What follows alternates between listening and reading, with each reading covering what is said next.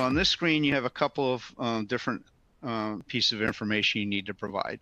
First, what's your target for and demineralization? It would be what's your target for the sodium leakage, and you can specify it either as a concentration of sodium or as a target conductivity. Since out of a demineralizer, most of the conductivity is due to the sodium. You would then make a estimate of your silica target for average and endpoint leakage.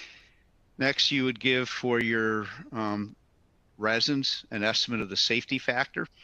A very typical value is 0.95, and that would be the default value.